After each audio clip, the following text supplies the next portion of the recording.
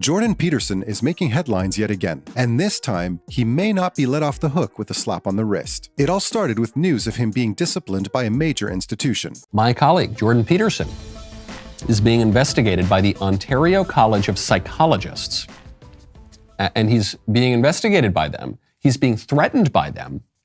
They are suggesting that they might take away his license to practice psychology because Jordan tweeted against political correctness. Yes, Peterson was blasted by this college. This institution is the very college that allows him to be a practicing psychologist. The disciplining order stated that Peterson would have to undergo a media training program. The orders were sent directly from the College of Psychologists of Ontario, who reported having received multiple complaints about the infamous professor and clinical psychologist's controversial tweets. They also said that Peterson would be required to pay for the program or face an allegation of professional misconduct, which could eventually lead to the suspension of his license to practice. Some believe that Peterson's tweets may be degrading the profession and raise questions about his abilities and credibility as a psychologist. But what was it exactly that triggered this response from the college? It all began with a couple of tweets, and the good people on Twitter wasted no time bringing them to the attention of the college. The complaints centered primarily on tweets he had made about public restrictions related to the COVID-19 pandemic and comments he had passed during his appearance on the Joe Rogan Experience podcast. There was particular concern with a series of statements that included how he first referred to Catherine McKenney, a counselor who goes by they-them pronouns, as an appalling self-righteous moralizing thing. Then he sent out a tweet in which he used the former name of actor Elliot Page, calling to his followers to recall a time when pride was a sin. Not to mention, he even referred to the doctor who carried out gender reassignment surgery as a criminal physician. In yet another one of his tweets, he referred to Gerald Butts, former principal secretary of Prime Minister Justin Trudeau, as a PRI expletive. Peterson really has no filter, does he? And finally, he also tweeted in response to a Sports Illustrated swimsuit cover of a plus-sized model, saying that she was not beautiful, and adding that no amount of authoritarian tolerance would change that. Peterson was temporarily suspended from Twitter for his tweet about Page, but was brought back after Elon Musk took over the social media platform a few months ago. He may have gotten his Twitter account back,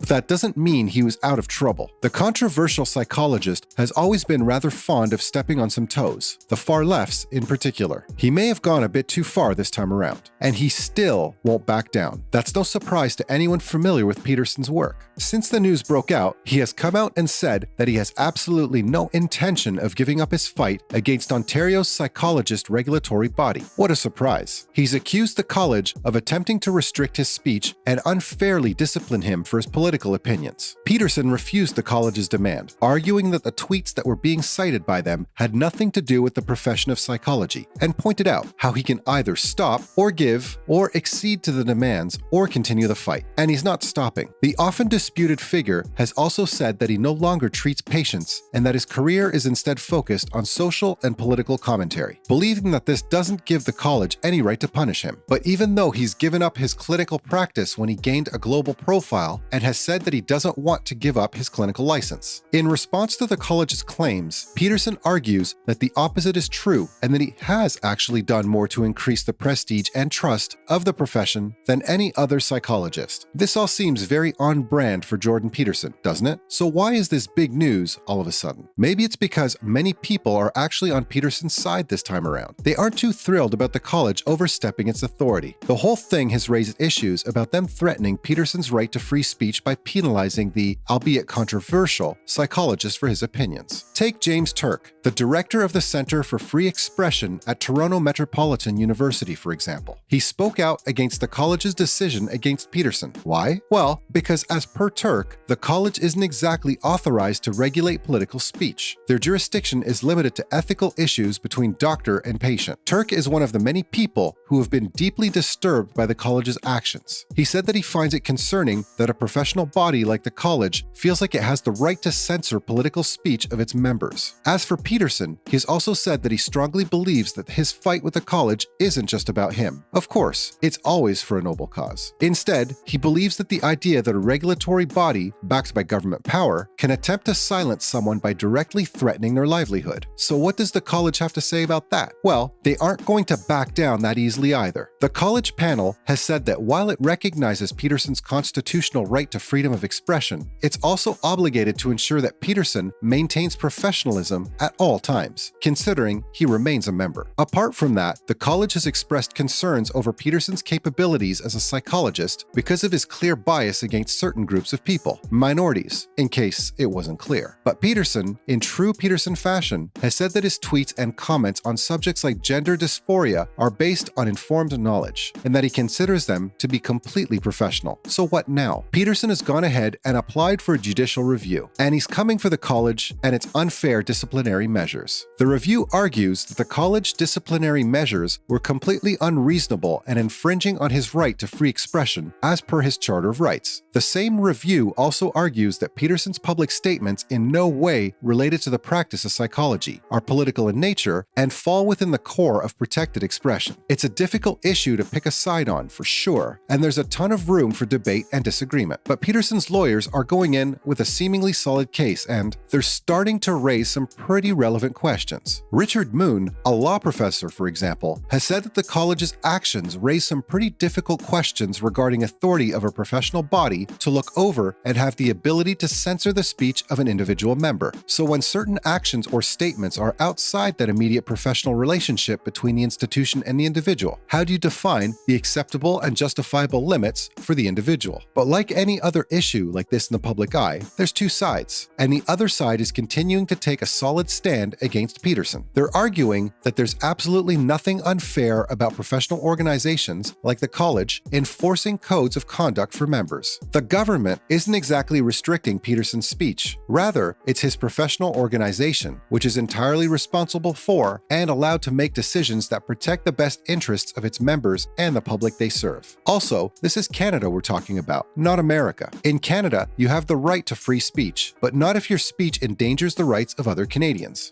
Free speech is the mechanism by which we keep our society functioning. Woo!